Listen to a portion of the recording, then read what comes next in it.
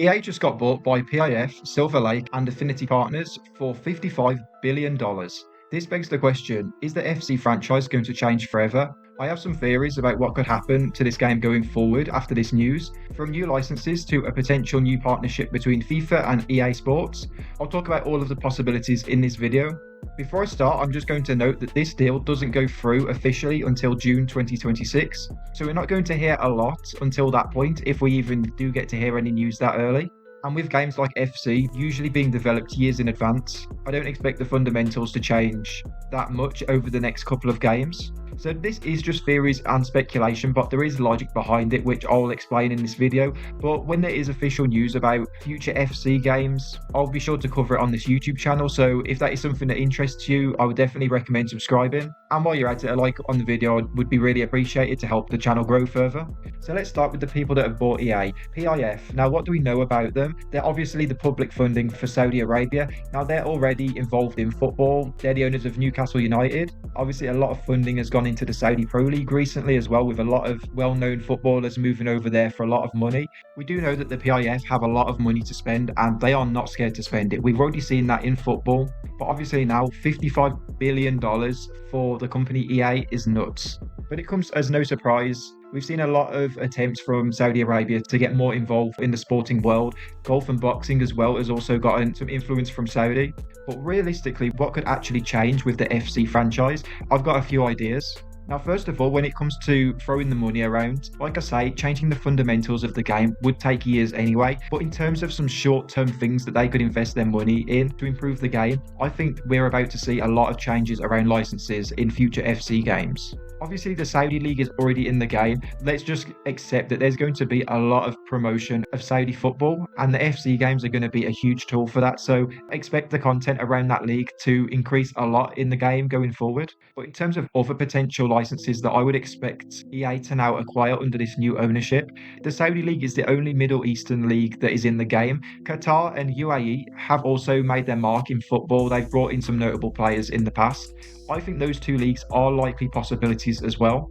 And just Asia as a continent in general, I think that will also be something that will grow alongside this Saudi project. Of course, we could see maybe the second and third divisions of Saudi Arabia being introduced to the game. Again, I think that is more than likely going to be one of the priorities for them to keep building depth around their country in the game. I think one of the things that makes the Saudi Pro League less interesting is the fact that they're not involved in the UEFA Champions League.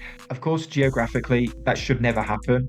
But a theory that I do have is, along with Saudi football, they'll also try and promote other Asian leagues and the Asian Champions League as a way to kind of build up competition around Saudi Arabia and ultimately bring more eyeballs onto that part of the world and the football. But Japanese football, Iranian football, I wouldn't be shocked to see these added into the game to bolster up the Asian Champions League and ultimately to make it more interesting to use Saudi teams in the game. I also think that Asian national teams could be part of this theory as well. And like I say, when it comes to throwing money around, PIF are not shy whatsoever. So I think that if they want to acquire a license for the FC games, I think they'll get them. But what's another license that I could very strongly see Saudis being involved in? That is FIFA. Now, I know there's so many rumours and things around FIFA in the football gaming industry. Obviously, they separated from EA Sports a few years ago, and there's rumours about them making a new football game. But if I'm putting an honest prediction out there, I'm not trying to clickbait here or anything. I think the return of a FIFA EA Sports game is extremely likely now with this change in ownership for a few reasons. Reason one is that Saudi have already got a relationship with FIFA. They got the rights to the World Cup in 2034, and there are heavy rumours that their funding was a very big part of the restructure of the FIFA Club World Cup that happened this summer. Also, the reason that FIFA and EA Sports split in the first place wasn't because of bad blood. It was just that the FIFA license was too expensive, and EA Sports thought that they could spend that money a bit better on the game. But when you're introducing PIF, I can just imagine them just throwing whatever money it takes to get the FIFA license back. And again, with their previous relationship with FIFA, I think it's very likely that the FC brand is about to disappear over the next few years. And whether it's going to be a FIFA 27, a FIFA 28, I think that it's very likely that the name switches back to FIFA. At the very least, the FIFA World Cup will be acquired at some point. Again, that's a prediction from me, but I think it's very likely. The FIFA Club World Cup, again, Saudi are involved in these competitions now.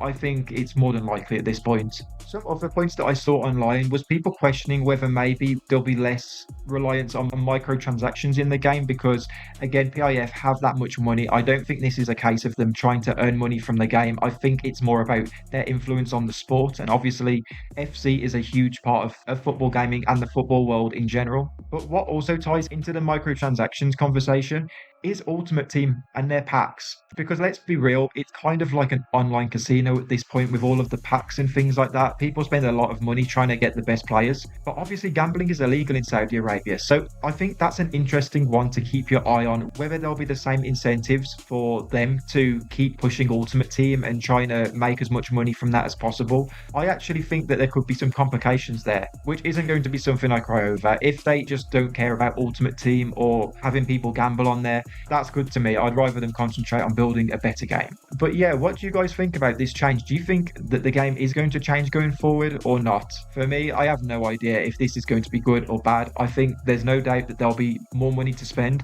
That doesn't necessarily mean that the game will be better. Look at the Saudi Pro League, how much money they've invested. I'll ask you watching this video, do you watch that league? Do you care about that league?